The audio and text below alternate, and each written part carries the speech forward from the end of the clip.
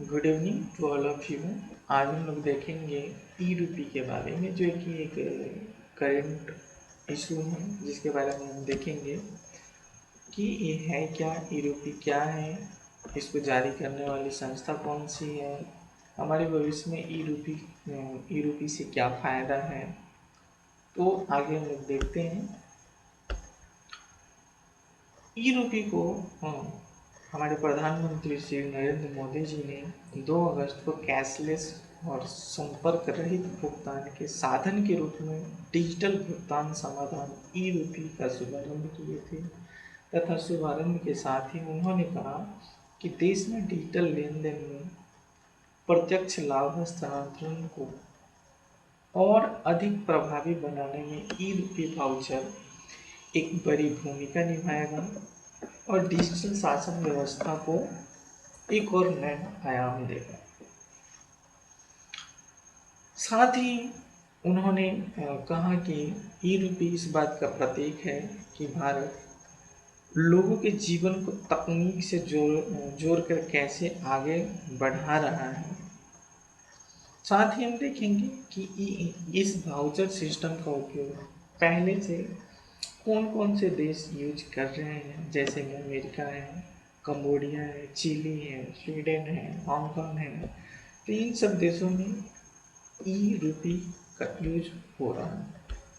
आगे हम लोग देखेंगे कि ई रूपी का विकास करने वाली जो संस्था है वो कौन सी है। तो वो देखेंगे कि भारत में डिजिटल भुगतान, डिजिटल पेमेंट सिस्टम जो है, सिस्टम को देख रेख करने वाली जो national payment corporation of India ने कैशलेस लेन देन को बढ़ावा देने के लिए यह वाउचर आधारित भुगतान प्रणाली ई रूपी लॉन्च की।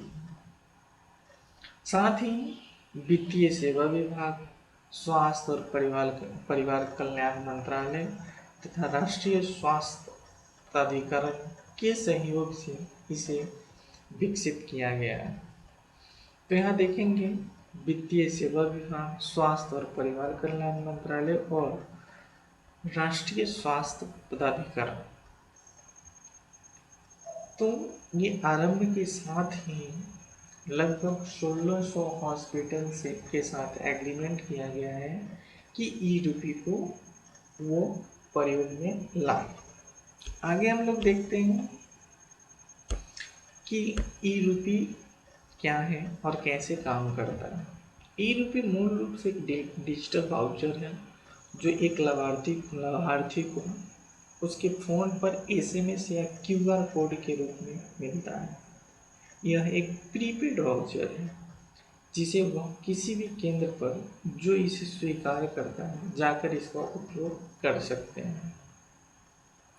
जैसे उदाहरण के लिए देखेंगे, यदि सरकार अपने कर्मचारी का किसी निर्दिष्ट अस्पताल में विशेष उपचार का खर्च वहन करती है तो वह एक भागीदार बैंक के माध्यम से निर्धारित राशि के लिए ई रूपी का वाउचर जारी कर सकेगा। कर्मचारी को उसकी फीचर फोन स्मार्टफोन पर एक एसएमएस या क्यूआर कोड प्राप्त होगा। वह निर्दिष्ट अस्पताल में जाकर उसकी सेवाओं का लाभ उठाएगा और अपने फ़ोन पर प्राप्त ई रूपी वाउचर से भुगतान कर सकेगा। अभी देखेंगे कि आभासी मुद्रा, जो हम लोग अभी क्रिप्टो करेंसी के बारे में बहुत मतलब न्यूज़ में रहता है क्रिप्टो करेंसी, तो उससे भिन्न है। वो देखेंगे कि कैसे भिन्न है। वास्तव में ई रूपी अभी अभी भी मौजूदा भारतीय रुपया द्वारा समर्थित है, क्योंकि अंतर्निहित परिसंपत्ति और इसके उद्देश्य की विशेषता इसे एक आभासी मुद्रा से अलग बनाती है, इसे वाउचर आधारित भुगतान प्रणाली के करीब रखती है। इसके बारे में हम लोग और आगे चर्चा करेंगे। अभी देखते हैं कि नेक्स्ट स्लाइड क्या है। ई रूपी उपभोक्ताओं के लिए ये कैसे फायदेमंद है वो देखते हैं।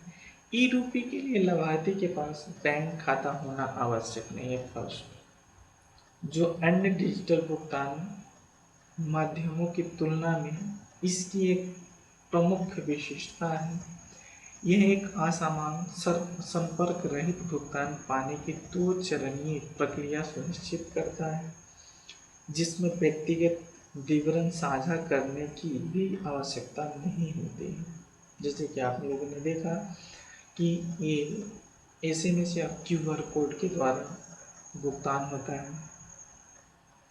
अभी नेक्स्ट पॉइंट देखते हैं कि एक अन्य लाभ यह भी है कि ई रूपी बुनियादी फ़ोन पर संचालित होता है, इसीलिए इसका उपयोग उन लोगों के द्वारा भी किया जा सकता है जिसके पास स्मार्टफोन नहीं है, या उन जगहों पर भी किया जा सकता है जहाँ इंटरनेट कनेक्शन कमज़ोर ही हो, वहाँ पे भी इसको यूज किया जा सकता है। प्रायोजकों को ई रूपी से क्या लाभ होगा? तो फर्स्ट देखे थे हम लोग डीबीटी प्रत्यक्ष लाभ हस्तांतरण को मजबूत करने तथा इसे और भी अधिक पारदर्शी बनाने में ई रूपी एक प्रमुख भूमिका निभा सकेगा, ऐसा आशा किया गया है, क्योंकि वाउचर को भौतिक रूप से जारी करने की कोई आवश्यकता नहीं है। इससे लागत की कमी आएगी। सेवा प्रदाताओं को क्या लाभ होगा? तो इसमें देखेंगे कि ई रूपी प्रीपेड वाउचर होने के नाते सेवा प्रदाता को रियल टाइम भुगतान पर भरोसा और भी बढ़ेगा। हम लोग नेक्स्ट देखते हैं कि बैंक से कौन कौन से बैंक ई रूपी जारी करते हैं।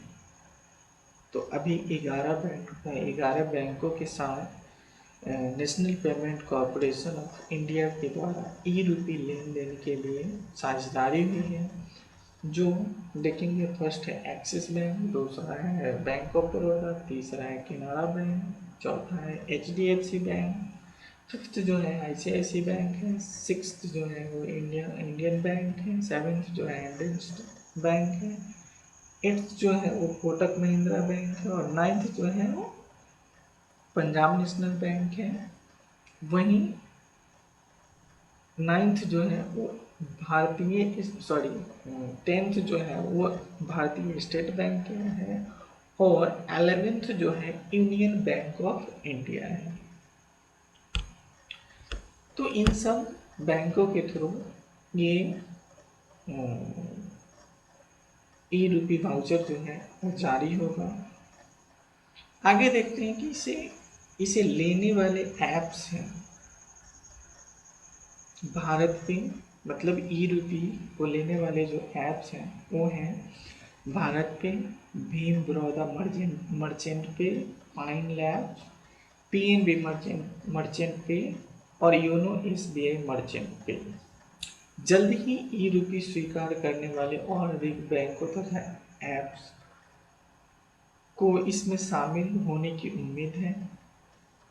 इससे कल्याण सेवाओं की लीक प्रूफ डिलीवरी सुनिश्चित होने की उम्मीद है। अभी देखेंगे कि अभी ई रूपी का उपयोग कहाँ किया जाता है।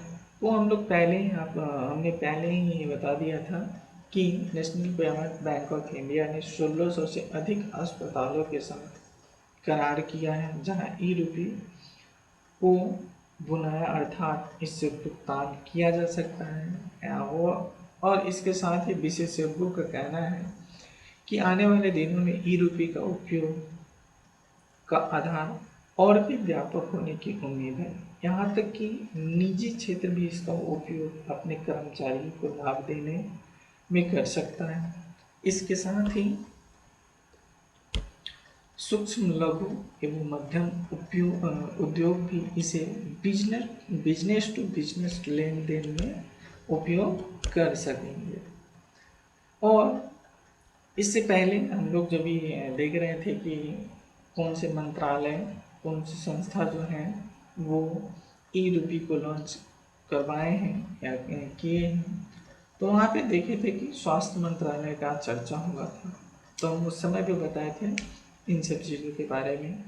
इसका उपयोग आयुष्मान भारत प्रधानमंत्री जन आरोग्य योजना उर्वरक सब्सिडी आदि योजनाओं के तहत मातृत्व एवं बाल कल्याण योजना, दवाओं व निदान के तहत दवाएं तथा पोषण सहायता प्रदान करने हेतु योजना के तहत सेवा देने के लिए इसका उपयोग किया जा सकता है। आगे देखेंगे कि डिजिटल मुद्रा का भविष्य क्या है। तो फर्स्ट हम लोग देख लिए थे कि आभासी मुद्रा से कैसे ये अलग है। अभी देखेंगे कि डिजिटल मुद्रा का भविष्य क्या है। तो मतलब भारत में भविष्य क्या है। भारतीय रिजर्व बैंक के अनुसार भारत में डिजिटल मुद्राओं के बेहतर प्रदर्शन की उम्मीद है, जिसका 4 कारण हो सकते हैं। डिजिटल भुगतान की पहुंच में बढ़ोतरी, देश में डिजिटल भुगतान में बढ़ोतरी हो रही है। साथ ही नकदी का उपयोग विशेष रूप से छोटे मूल्य के लेन देन के लिए अभी भी महत्वपूर्ण रूप से बरकरार है। आगे देखेंगे उच्च करेंसी जीडीपी अनुपात। भारत का उच्च करेंसी जीडीपी अनुपात देश के केंद्रीय बैंक डिजिटल मुद्रा की दृष्टि से महत्वपूर्ण है।